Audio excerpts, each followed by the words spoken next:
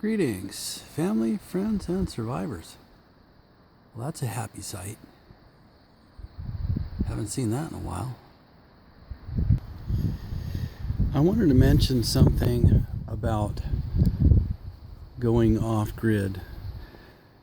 And I've had questions about moving off-grid or taking even your suburban home off-grid.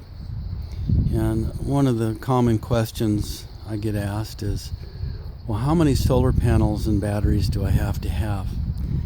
And there's a simple way to figure this out. And it's kind of the white elephant in the room. What we did is we looked to see what our kilowatt usage was per month. And it turned out that we were between 27 and 30 kilowatt hours a day. Pretty close to the national average. And then when I looked to see how big the solar system would have to be and how many batteries it would take in the Pacific Northwest, and it didn't take too long to figure out that there's very few people that can afford a $80,000 solar system. So that got me to thinking, maybe I've got the wrong approach to this. So the first thing that we did is we set out to see how little power usage we could get by with. And so we switched every single light bulb to LED. Now this was a few years ago when we were rejoicing when we could get a 60 watt equivalent for $10. And now you can buy them for $1. But we were doing it back when it was $10. So it took a while to change everything in the house, but it made a major difference. Very substantial difference. Almost $30 a month difference. So, but that wasn't enough to get us down to what was affordable for a solar system. So I figured out what size solar system I could afford and then set out to see if we could live on it. So what we did is we experimented with the refrigeration and we made some other changes, but we started with lighting and refrigeration, and we were able to knock a large chunk off our kilowatt hours per day usage. The next thing that became obvious is our highest loads were our 220 loads.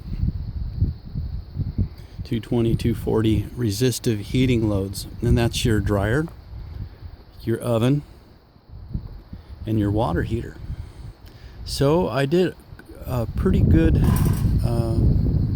survey on the cost of propane versus the cost of electricity in our area and cost per BTU, British thermal units. And I found that for what we pay for in our area and what we pay for propane versus electricity, we're saving about 30% by switching to propane on the resistive loads.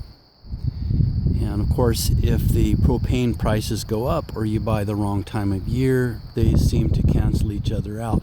But if you buy your propane the right time of year, and our cost for electricity is pretty constant. It's 11.5 cents per kilowatt hour. It doesn't change very much.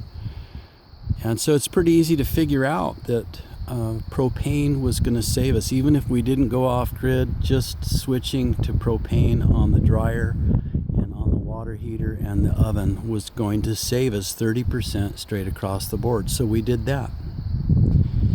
That brought our loads down to something much more manageable. Now, we do pay for it in propane, and that's the white elephant in the room. How are we able to go off grid? Well, it's because we took the 220 loads, 240 loads, and converted them to propane. So we do spend, depending on the time of year and the price that we paid for propane, it could be as little as $25 a month to as much as $35 a month. somewhere right in there for propane. That is our utility bill. That's it. $35 a month at most for propane. That's our only utility bill, and we have propane trucked in.